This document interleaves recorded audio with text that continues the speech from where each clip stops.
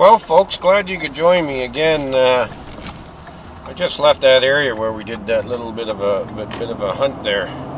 But I thought while I was down in the area, I was doing some research. I guess back in 1940, I think it was 1939 to about 1945 or 46, the government had rented or leased some land off of, I guess it's more or less Six Nations now, but the natives that were here, they leased the land for an army camp to train all the soldiers and everything. And we've hunted the area a bit. It's up by Mohawk Park here, and it runs from the entrance of Mohawk Park to about to Rawdon Street, if you're familiar with Brantford at all. But anyways, when I was doing this Camp 20 research, I come across an interesting article, and here's the place it's all about. Woodland Cultural Center, which we're going to pull in here right now, because I thought it was kind of neat to see the pictures of the building, and I said, geez, that building looks familiar, and I've never been in it, but I knew where it was. All through this area here, they used to do snow snaking and different winter sports and everything here. But here's the building right here. I think it used to be an Anglican church.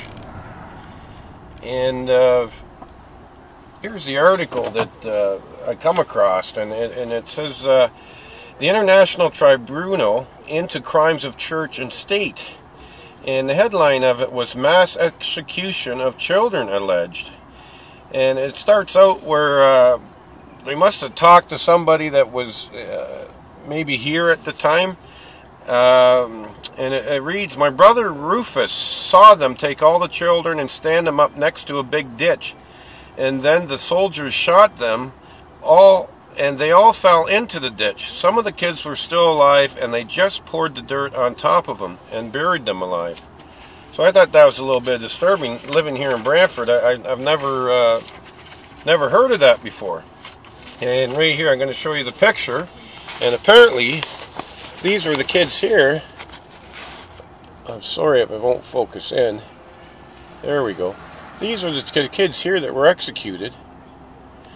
And the saying here was the mass murder happened in 1943, not in Nazi-held Europe, but in Brantford, Ontario, on land occupied by the Canadian Army at the Basic Training Camp number 20. These words were spoken today on the Native America Calling radio program by Lorna McNaughton of Ohsweken. Ohsweken's actually not too far from here at all. Ohsweken, Ontario. A survivor of the infamous, and I guess they called this the Mush Hole, the Brantford Mohawk Indian residential school run by the Church and the Crown of England until 1970. Why were these children shot? According to Lorna, she says the school was overcrowded just then. I was there. I saw the army bring all these cots for lots of the new kids and showed up from all over the country. They must have just wanted to get rid of all the extra hungry mouths. It was wartime and everything was rationed. One day these new kids were in the dorms, then they were taken all out, and we never saw any of the kids again. Now it goes on to continue to say a probable site of mass burial of the executed children have been located and is now under the protection and jurisdiction of the Okanagan Mohawk Nation and its clan's mothers. Surveys possible excavations will will proceed under professional guidance and according to the protocols of the Anishinaabeg people. The Mohawk people call upon all people of goodwill to help protect the remains of these murdered children until international observers arrive to monitor the events and the evidence that is uncovered. The site under the jurisdiction of the Mohawk people and not Government of Canada or the Crown or the Church of England. And I thought that was kind of interesting. Now, the same website that we got this from, it says it's tune in for regular updates from the Mohawk Nation's people, which I can't seem to see any updates on it. But this was the Mohawk Institute, and from 1832. Now it's called the Mohawk Institute, and it's a Woodland Cultural Center. They do have a museum. You can't see it here on the left of me, but they have the library and everything in here. And here's the actual picture that I got off the website, which I thought was kind of cool.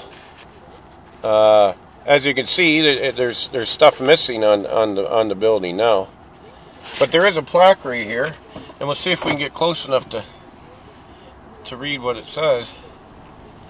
If not, I can read it to you anyways. But it says the Mohawk Institute was established in 1831 for children of the Six Nations, the Iroquois living on the Grand River. Pupils from other native communities in Ontario attended the school as well, like all Canadian residential schools. The Mohawk Institute tried to assimilate its students into the rapidly growing Euro-Canadian society. To that end, it disregarded native cultural traditions and stressed instead Christian teachings, English language instruction, and manual labor skills. This building was constructed in 1904 after the fire destroyed the previous school. When the Institute closed in 1970, the building reverted to Six Nations of the Grand River and then became a center of renaissance of the First Nation cultures.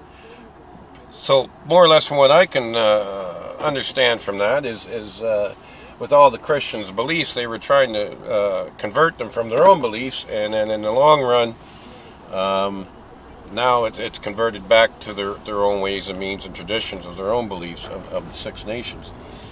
But as you can see here, there's the museum. It's a newer looking building. I was here earlier actually, and there was a couple buses, so they do bus tours also. But there is a fair bit of land in behind here too. I bet you there'd be a lot of artifacts back in that tree line in the bush back there. And it looks like there's a cornfield right through those bushes right there. And here's a weird looking. This could have actually been the bunkhouse back here. It's a real short, it's not far off the ground at all. And maybe this was originally built. See if we can get a picture of it, get some video on it. You can see it's a very, it's almost like a bunker style. It's not really attached to the building. So there's possibility that could have been a little dorm in there. And I bet you, if we could get in there, I bet you there is actually tunnels that go from the main building into that. Now that even could be, when the other part burnt down, that still could have been an original a part of the structure back here. But they got the old chimney stacks and everything there. Anyways, I just thought I'd like to share that. I was quite shocked being a resident of Brantford my whole life.